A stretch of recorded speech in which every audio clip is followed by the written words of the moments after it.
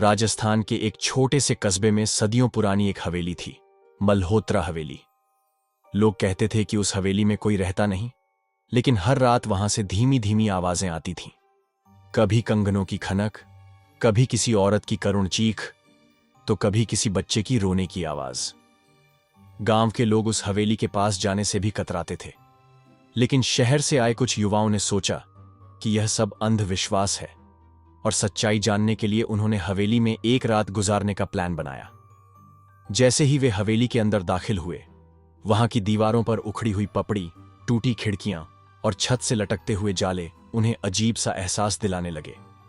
दरवाजा उन्होंने पीछे से बंद किया तो लगा जैसे किसी ने बाहर से उसे जोर से पटक दिया हो।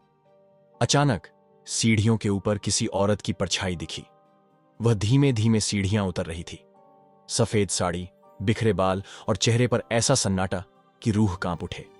सबकी सांसें थम गईं, लेकिन जब उन्होंने साहस जुटाकर ऊपर देखा तो वहां कोई नहीं था। उनमें से एक, रवि, ने दीवार पर लिखा देखा, खून से लिखा नाम, वापस जाओ। उनके पैरों तले जमीन खिसक गई।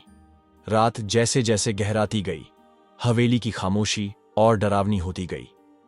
अचानक दीवारों से कराहने की आवाजें आने लगीं। छत से कुछ गिरा। एक पुरानी गुड़िया, जिसकी आंखें किसी जीवित इंसान जैसी लग रही थीं। गुड़िया से ही एक धीमी आवाज आई, तुम क्यों आए हो? गांव वालों ने बताया था कि इस हवेली में मल्होत्रा परिवार कभी रहा करता था। परिवार की सबसे छोटी बहू को जिंदा दीवार में चुनवा दिया गया था, क्योंकि उस पर चुड़ैल होने का इल्जाम लगाया गया था।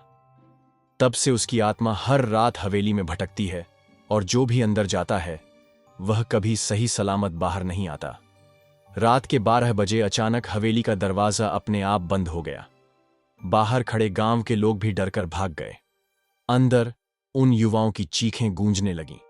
सुबह जब गांव वाले देखने गए तो हवेली का दरवाजा खुला हुआ था, लेकिन अंदर खून से दीवार पर नया नाम लिखा था, रवि।